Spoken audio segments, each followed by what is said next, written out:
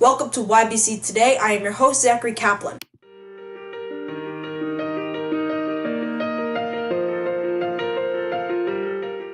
So to go over the news for the week, tomorrow is Wednesday, April 4th, 2018, which marks the 50th anniversary of the Reverend Dr. Martin Luther King's assassination on the balcony of the Lorraine Motel in Memphis, Tennessee. He would have been 89 today. This comes at a point where the Black Lives Matter has reached a peak after Stephon Clark, an unarmed black man, was shot and killed by Sacramento police on March 19th.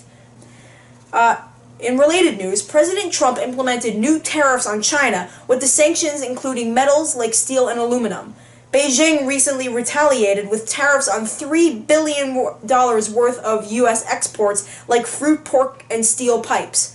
Even with the U.S. having learned a painful lesson after the exchange of tariffs, President Trump has considered plans to slap tariffs on over $50 billion of Chinese goods. These tariffs have resulted in economic consequences, with the stock market resulting in volatility for not the first time in as many months. These tariffs have reignited fears of a trade war, and one that could become global, experts say. In the latest attack out of many in the conflict between Palestine and Israel, at a Palestinian demonstration along the Gaza Strip calling for the right of return for Palestinian refugees to return to their homes after being driven out by Zionist armies in 1948, the Israeli army killed 17 Palestinians and injured over 1,500.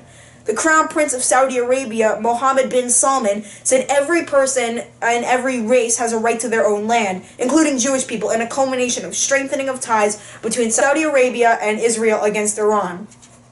President Trump again called for money for a border wall on Twitter and said that we really need to strengthen our immigration laws where people who come here illegally can be sent back to where they came from.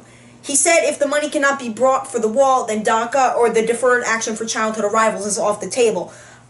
So DACA basically protects children who were born here legally and parents came here illegally. So he said if the wall cannot be funded, then so is DACA. So now the main story for today, which is about gun control.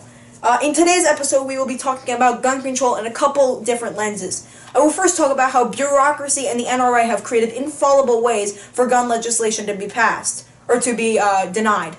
Then I will talk about the notion that arming teachers in schools will decrease school shootings. Then I will talk about bump stocks, AR-15s, and the recent progress of the gun debate. Firstly, let's talk about bureaucracy.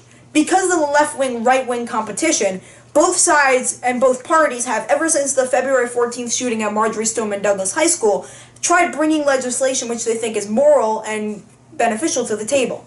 President Trump, with support from the NRA or National Rifle Association, proposed arming adept teachers in schools, so if a school shooter were to come in, they would shoot him down. Your concept and your idea about it's called concealed carry, and it only works where you have people very adept at using firearms, of which you have many.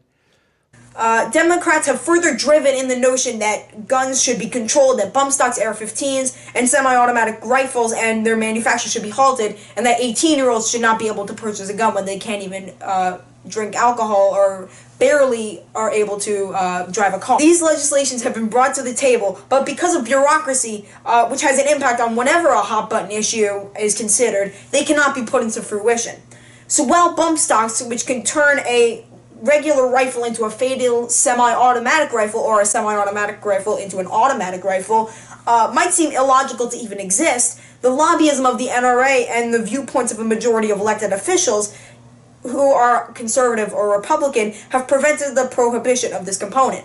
Fortunately, the impact of bureaucracy has been decreased, and the above legislation, like banning bump stocks, banning AR-15s and semi-automatic rifles, and raising the age limit to from 18 to 21, these have been considered, and the consensuses have been fortified.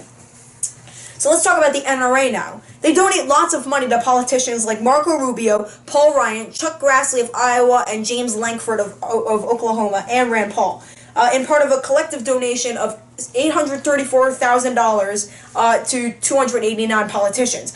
Quickly, just think about it here. These politicians, like the above ones mentioned, they need these donations and emoluments from the NRA to keep their campaign afloat, and they need it to survive. So the NRA can revoke these emoluments with the snap of their finger. So to keep receiving these donations, the NRA has to say what the NRA likes to hear. So stuff like, let's say, arming teachers or protecting a civilian's right to own guns. This makes it so politicians are basically puppets of the NRA because they are simply reiterating everything the NRA says or likes to hear. Gun control is a very divisive topic. It's a common misconception that people like Emma Gonzalez, David Hogg, and Cameron Kasky, three of many major activists who have emerged from the school shooting in Marjory Stoneman Douglas High School, are against the Second Amendment. They are not. The movement on gun control, just like their viewpoints, aren't against the Second Amendment. They want to regulate very fatal guns, semi-automatic rifles, fully automatic rifles, which are illegal, but as Emma Gonzalez said on Ellen, the components that make them automatic are not. So it doesn't really matter if automatic rifles are illegal. If something can make a semi-automatic rifle an automatic rifle, despite its illegality, then it should be illegal. So mostly these activists think the Second Amendment is something that should be permanent, as it is a key staple to our democracy. But they want to regulate the types of guns that are not necessary, but not necessary to hunt, provide food for a gun owner's family, or to prevent against a home invasion. But these are things that aren't pistols and non-automatic rifles. There are types of guns that aren't necessary for hunting or providing food or protecting against home invasion. That's what I was trying to say. So gun control would protect our kids, prevent terrorism and mass shootings, and in the sense of limiting guns that aren't necessary, but it would also ensure that no gun can be suspicious and that the ownership maintains a secular purpose. Among the new developments in the gun debate after the shooting resurfaced a new idea, which is arming the 2.6 million teachers that teach our students currently, and those who are adept. So this would inevitably result in more trauma. You can't expect teachers to live out shooting someone and to be able to live normally after knowing that they killed someone. So this is something that's a task for a samurai, a cop, or an army soldier, not a teacher. A teacher's job is to teach the next generation of children, not to worry about what to do in an active shooter drill except protecting the kids. They don't want to have to worry about what they would do if there's an active shooter and they're confronting the shooter and they have to kill them. That's not a teacher's job. A teacher's job is to educate our students. This would also result in more guns because you would arm 2.6 million people. How can you expect if a student tries to steal the gun or the teacher feels in danger, how will the teacher shoot them? From murder. This would be a teacher brutality kind of thing. If someone's acting out and the teacher feels remotely afraid, then they could shoot the student and nobody would think twice about it because it's government funded. Also, schools don't have enough money to train teachers. Emma Gonzalez said on 60 Minutes that Marjory Stoneman Douglas could not have paper for about a month. So how can they have $400,000 to fund teacher training and to fund providing these guns to teachers? The point is that it's inappropriate in schools and that it would create like a prison-like environment. And that's what the opposition to this plan is trying to say.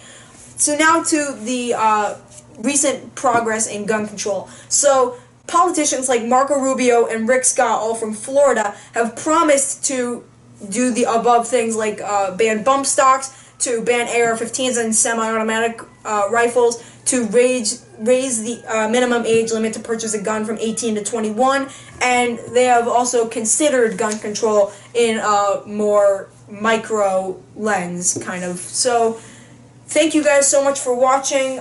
We encourage that you subscribe, like the video, join the notification squad, and the next video, tune in next time when we talk about the problems with Russia and its government. This is going to be a really fiery one, so I encourage you to tune in, and thank you guys as always for watching. So yeah.